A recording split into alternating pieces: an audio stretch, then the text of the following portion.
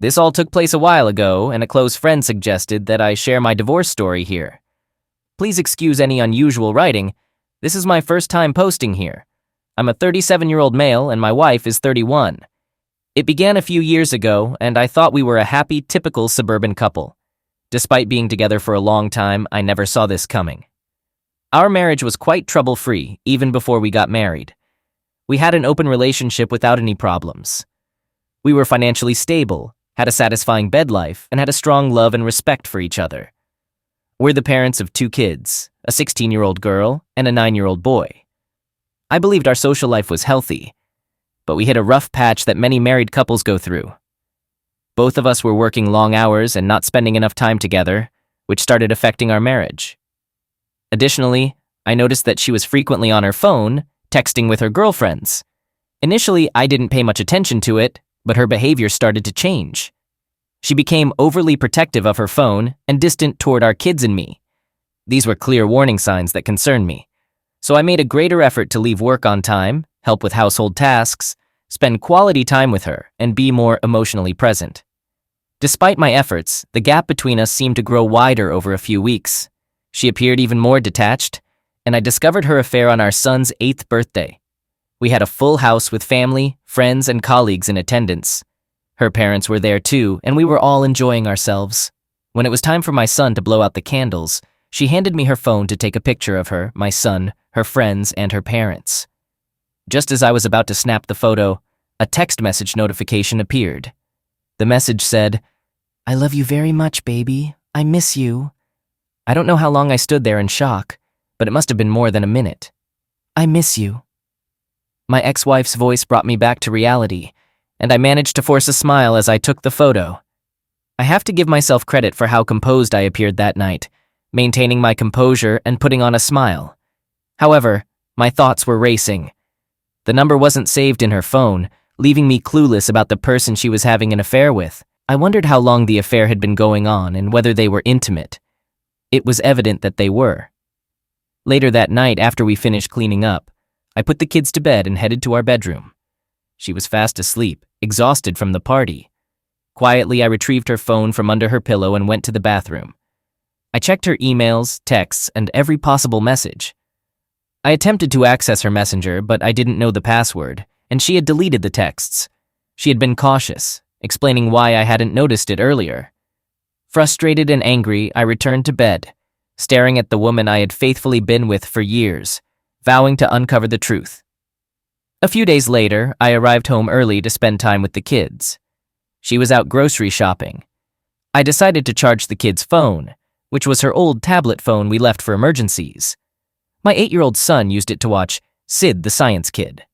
While charging it, I accidentally discovered that her messenger, Facebook, was still logged in. I entered and found a plethora of explicit messages between my wife and a man named Lewis. There were numerous inappropriate texts and even unclothed photos of both my wife and him. It was overwhelming to read. Lewis worked at a bank, and it was clear they were deeply infatuated with each other. She confessed that she no longer loved me, criticized our intimacy, and claimed that no one could satisfy her like Lewis did. She even discussed plans to leave me and marry him, using my flaws, insecurities, and secrets as ammunition to mock me. Reading it was incredibly painful. Based on the length of the text messages, the affair appeared to have been ongoing for a period of 2 years. I was nearly in tears and decided to capture some screenshots, contemplating how to confront my wife upon her return.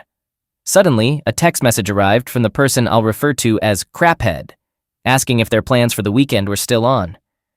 The following day, my ex responded affirmatively with a "Yay, honey." Craphead then went on to provide her with the hotel's name and his room number, which was quite foolish and fortunate for me. I decided to confront them there and expose them both.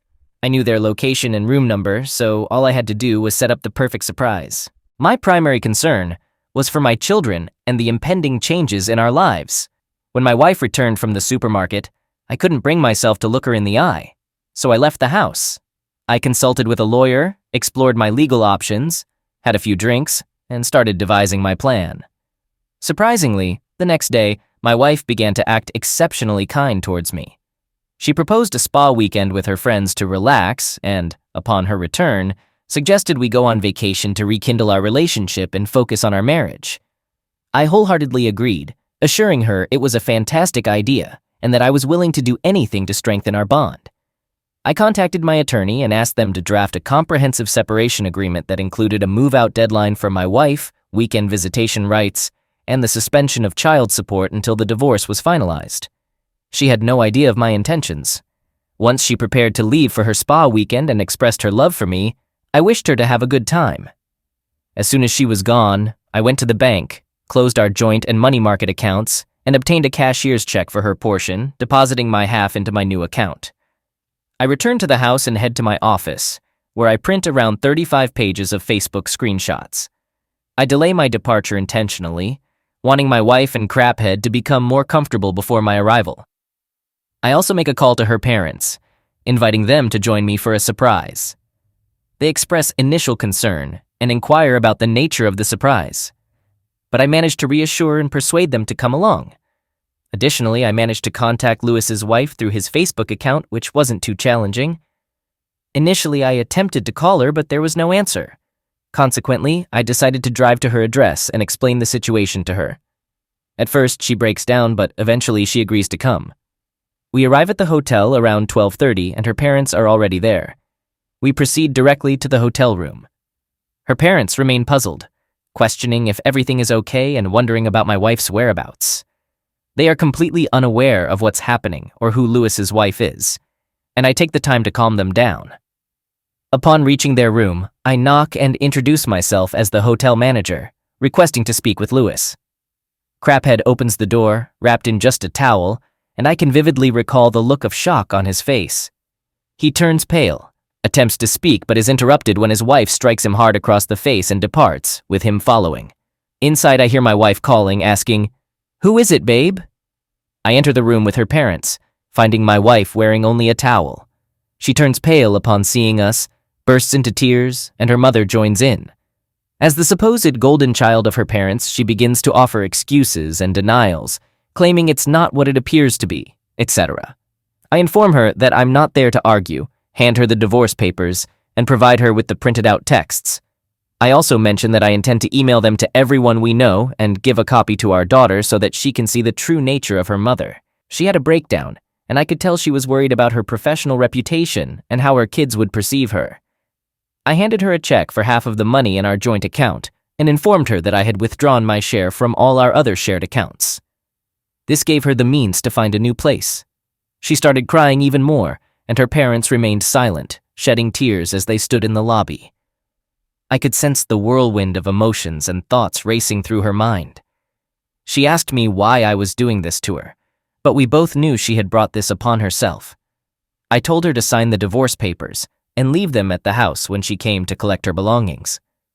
As I left, I told her she could continue enjoying her time with Lewis. I left and apologized to her parents, expressing my regret that they had to witness the situation. They were understanding and suggested that we both see a marriage counselor before making any decisions, but my mind was already made up.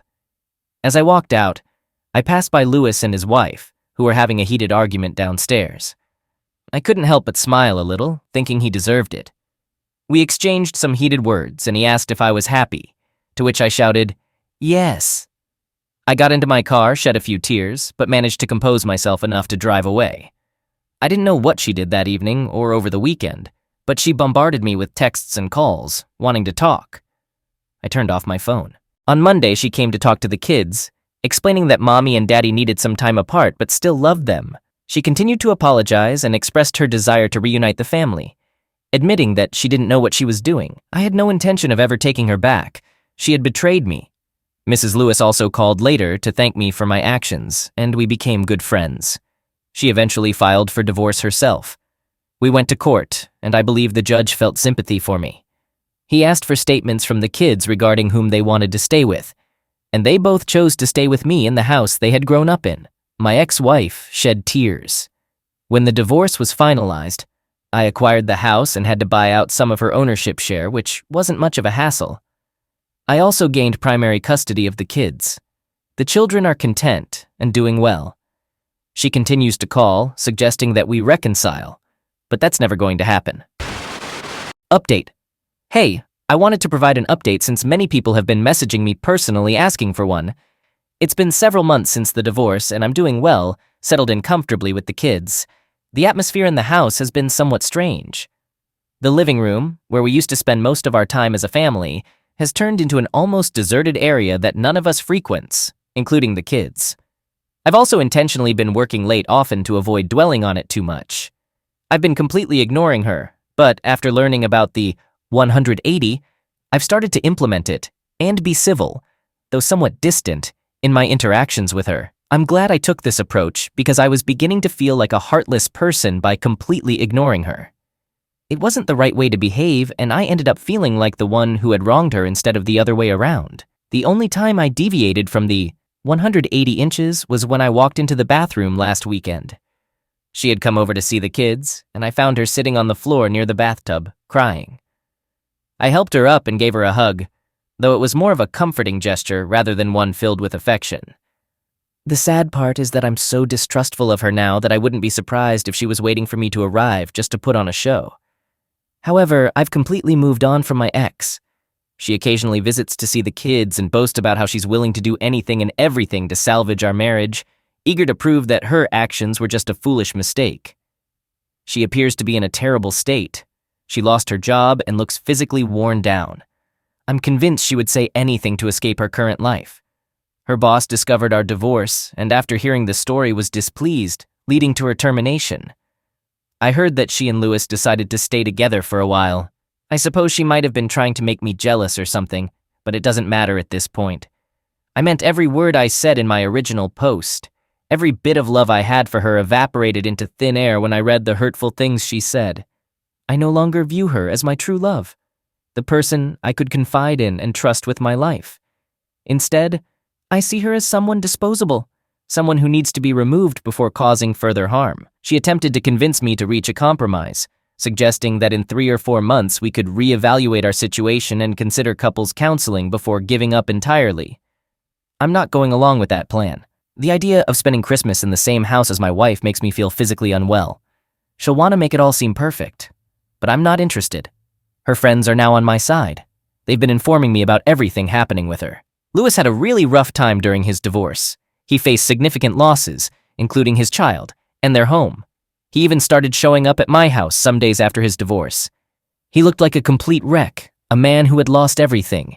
He confronted me, blaming me for ruining his life. I couldn't help but laugh. He was clearly in a very unhappy state. He got fired from his job after the confrontation. His wife went to his boss and disclosed everything, which displeased the boss. She also shared printed copies of all their messages with his colleagues, leading to his termination. I contacted the police and obtained a restraining order against him. My wife and Lewis are now living together. I've heard that he doesn't treat her well and often blames her for everything. She appears pale and has no friends. Sometimes I feel sympathy for her, and I allow her to stay overnight on occasion, but I'm cautious in my interactions with her. I've been dating other people, and currently, I'm in a relationship with a very kind woman I met at a party thrown by my friends to lift my spirits after the divorce. I was diagnosed with depression, and she's been a breath of fresh air for me. I won't mention her name, but we've been together for 2 months, and she's great with the kids. I've asked her to move in with me. My ex-wife is unhappy about it and still harbors dreams of us being a family again. She continues to beg me to take her back, but as I've stated, that's not happening. She believes she can win me back no matter what it takes. A few weeks later, I received a call from the attorney's office. They informed me that my wife was attempting to reopen the case, citing new information. She claimed to be pregnant with my child. I was confused because it seemed impossible. I considered her a deceitful person, and we hadn't been intimate even before the divorce. I shared this with my friends, and they reassured me that it was just a desperate attempt to reconcile. I couldn't fathom how getting pregnant would help in this situation. It was clear that it was for Lewis, with whom she was residing.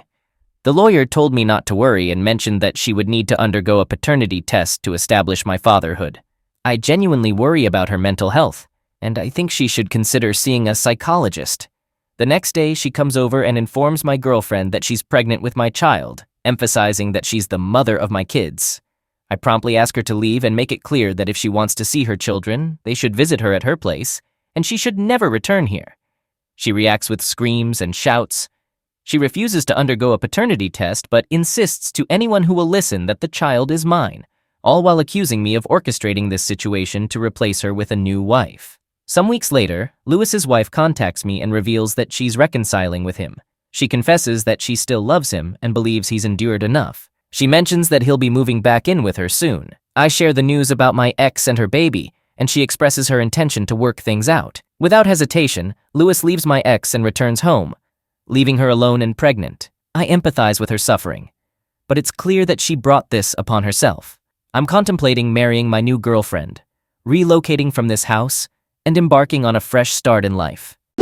All right, that was a fun story. Now let's move on to another exciting one. Stay tuned and let's dive in. I'm a 35-year-old man, and I'm married to my high school sweetheart, Caroline, who is 32 years old. She was a year below me in school and had a crush on me from the beginning. Over time, I started to develop feelings for her too. We continued to date throughout our college years, and everyone around us saw our relationship as something extraordinary. Our friends often said that long-distance relationships never work, but we proved them wrong. It wasn't easy, but our strong desire to make it work fueled our commitment. We were deeply in love and willing to do whatever it took. Once I established my career and Caroline neared the end of her college education, I proposed to her. We both knew we couldn't imagine life without each other, so there was no point in waiting any longer. We eagerly anticipated spending the rest of our lives together. However, things changed over time. Initially, our marriage was like any typical newlywed couple during the honeymoon phase, unable to keep our hands off each other. We made each other the center of our world. As the years went by, the honeymoon phase naturally faded, but we remained happy. Our days together were filled with love, and we made an effort to surprise each other with little gestures that kept the romance alive. It wasn't forced, it was effortless and genuine. To provide some background, I completed my business education, and I was ready to take over my father's business since I was his only son. He never pressured me into it, but I had always been passionate about business. I eagerly visited my dad's office as a child, fascinated by how he interacted with people and worked tirelessly. I observed him closely and knew from a young age that this was my calling in life. After I graduated from college, I was eager to dive headfirst into the business world. I had a strong determination and had to put in a lot of hard work. My dad was always there to guide me, pointing out my mistakes and offering assistance. I did make some early mistakes, but those are often crucial for achieving success. Over time, I became proficient in running the business and started receiving recognition and praise. Following our marriage, Caroline decided to stop working. She had been employed at a company but quit her job a few months into our marriage. I didn't want her to do that, as I'm the type of person who fully supports career ambitions. I wanted my wife to pursue her passions and excel in her chosen path, and I was always there to encourage her. However, Caroline had different plans. She explained that she simply wanted to take a break from work and enjoy being a homemaker, focusing on cooking and doing the things she loved. I pointed out that such extended breaks could set one's career back and make it challenging to return to work later. But Caroline insisted it was what she truly desired, and I respected her decision. I was earning a good income, so it wasn't as though she needed to contribute financially to our household. Anything she earned was rightfully hers, and that's how it should be. I've always believed that a man should provide for his family, and I was content with that role. However, when she decided to quit her job, she wasn't honest with me. She told me she was just taking a temporary break. But I overheard her talking to her mom on the phone one day when I had woken up early. She revealed to her mom that she had quit her job permanently because she didn't want to work when she could enjoy what her husband earned for her. It stung to hear this. My hurt didn't stem from her choice not to work, but rather from her dishonesty about her decision. I wondered why she felt uncomfortable sharing the truth with me. I would never have judged her or discouraged her from quitting her job. I loved her and supported and respected all her choices. Yet, she felt the need to keep it a secret from me. That day, I felt a part of me break as I realized that my wife didn't fully trust me or feel entirely comfortable with me after all these years. I chose not to confront her about it because I didn't want her to think I had been eavesdropping on her conversation with her mother. Instead, I acted like nothing had happened, and we continued with our lives. Following that incident, I became extremely aware of my actions and behavior. I wanted to ensure that I wasn't giving her any reason to doubt my trustworthiness. I made every effort to create a safe, secure, and comfortable environment around me. I treated her well. Caroline's decision to leave her job turned her into an outstanding homemaker. She kept herself busy around the house, preparing delicious dinners that I truly enjoyed. Her cooking and baking skills were exceptional, and I admired how she continuously experimented with new dishes and cake recipes, always with great success. She also had a keen eye for home decor and design, consistently keeping our furniture and settings up to date. There's no denying that she excelled in this role. I've known people whose wives stay at home, but they don't cook as well or maintain the house as nicely as Caroline did. She had a keen sense of aesthetics, working with colors and arrangements effectively. She appeared genuinely happy and at peace with her new lifestyle, and I was genuinely happy for her. It pleased me to see her free from work-related stress and living life on her own terms. However, deep down, I still wondered why she felt the need to lie to me. I couldn't help but question if there might be a hidden issue or red flag in her decision, though I wanted to trust her and support her choices. Update. A few months later, we had a minor disagreement when the topic of starting a family and having children came up. We had been married for 3 years, and everything seemed fine. However, I felt the desire for children, and I decided to discuss it with Caroline. I want to make it clear that I would never pressure her into anything she didn't want, her body, her choice. But I found it frustrating that she wasn't open to a reasonable conversation. Instead, she stormed off and slammed doors, which left me upset as well. I didn't realize our communication had deteriorated to the point where we couldn't talk without her getting angry. This time, I decided not to approach her or make amends until she acknowledged her behavior. I expected her to come to me once she had cooled down, but that didn't happen. I ended up falling asleep in the living room, hoping for a resolution, but she never emerged from the bedroom. The next morning, I found her in the kitchen preparing breakfast. I stood there for a few minutes, hoping she would initiate a conversation, but she acted as though I wasn't even there. This only fueled my frustration, so I stopped trying to talk to her.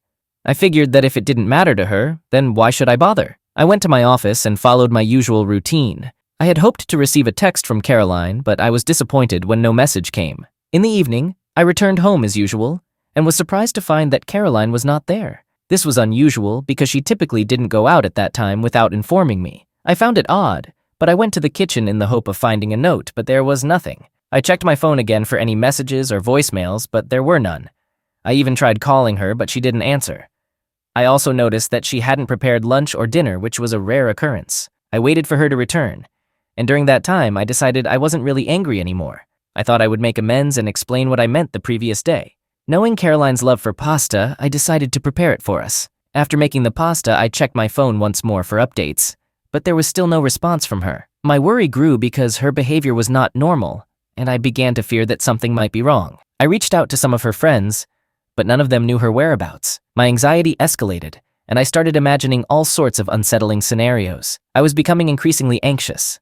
I continued calling her, but she remained unresponsive. As I was on the verge of leaving the house to seek help, Caroline unexpectedly arrived at the door. I was overcome with joy and gave her a heartfelt hug, but I also scolded her for her mysterious absence. She seemed rather nonchalant, acting as though I was overreacting. We sat down to have dinner, and Caroline couldn't help but smile when she saw that I had prepared pasta for us. She apologized for her behavior, and I reassured her that I was only trying to discuss the topic of having a baby with her. I made it clear that I would never pressure her into it unless we both were ready to become parents. We reconciled, and I expressed how worried I had been during her prolonged absence. Caroline explained that she had gone to visit her friend Sarah, who had invited her over. She hadn't informed me because she was upset with me, and her phone had run out of battery. After our conversation, we went to bed. Caroline quickly fell asleep, but I couldn't. The events of the day kept replaying in my mind, and I couldn't shake this uneasy feeling. Something didn't seem right. Caroline's behavior felt completely out of character, and I couldn't understand it. It was unlike the considerate and loving person I had married, someone who never caused unnecessary stress or tension. Our relationship had always been built on open communication and mutual respect, which had kept our love strong through various life phases. Now, it felt as if that foundation was crumbling, as Caroline seemed to be withdrawing from communication and disregarding my feelings. I began to wonder if our relationship was falling apart. Update 2. It took me nearly a year to get back to you, but I've been dealing with a lot of issues that required my attention. Here's what happened next. 2 days later, I was at the store purchasing some items. On my way home, I stopped to buy Caroline's favorite chocolate, hoping to rekindle our love. While I was at the checkout, I unexpectedly ran into Sarah. She greeted me and inquired about Caroline's well-being. I mentioned that she should know since she had just met Caroline the previous day. However, Sarah appeared puzzled and clarified that she hadn't seen Caroline since last month. I was equally baffled and suggested that I might have misunderstood. During my drive home, I couldn't help but feel that my marriage might be on the brink of collapse. I couldn't tolerate dishonesty from Caroline. Where was she? And why had she lied to me? Upon returning home, I gave Caroline the chocolates I had bought, and she was delighted. We engaged in our usual conversation and shared some laughs, though I was pretending the entire time. My mind was preoccupied with thoughts about who Caroline had been with the previous day. As Caroline went to sleep that night, I couldn't resist the urge to investigate further. I took her phone and unlocked it, checking her call and text history. To my surprise, I noticed that she had been frequently calling my best friend Simon, 35M, almost every day. This raised my suspicions. Simon had been my friend since childhood, as he was the son of my dad's closest friend. We had grown up together, attending the same schools and colleges, and eventually we both took over our father's businesses at the same time. However, Simon wasn't as dedicated to work as I was. He had a penchant for partying and showed little interest in business. In fact, he had been pressured by his father to take over the family business, and hadn't really had a choice in the matter. Simon and Caroline were good friends, given their long association with me. I appreciated their good rapport when we started dating because I believed it was essential for my partner to get along with my best friend. It made me very happy to see them getting along well. Throughout high school and college, we hung out together and had a great time. I felt fortunate to have the two people closest to my heart, my partner and my best friend, with me in every phase of life. The following day, I decided to meet up with Simon, driven by curiosity. I didn't intend to inquire about those calls, but I wanted to gauge if anything seemed amiss during our meeting. I visited his office, and as usual, he was absent. His business suffered due to his extreme carelessness and unprofessional conduct. I gave him a call, and he asked me to wait for a few minutes as he was almost there. When he arrived, he greeted me with his typical cheerful demeanor. He offered me food or drinks, and I requested a coffee. We engaged in various conversations, and as I was about to depart, he inquired about Caroline's well-being and mentioned that he hadn't spoken to her in a while. He suggested inviting us over for dinner as a reunion. I responded with a smile, agreeing that we would love that. As I left his office, I had a strong gut feeling that Caroline was cheating on me with him. I didn't require concrete proof because I felt it deep down. It was something I could discern in his unsettling gaze. It was glaringly apparent. However, I knew I needed evidence to address the situation properly. Once I returned home, I continued pretending with Caroline. When she went to take a shower, I seized the opportunity to install a tracking app on her phone.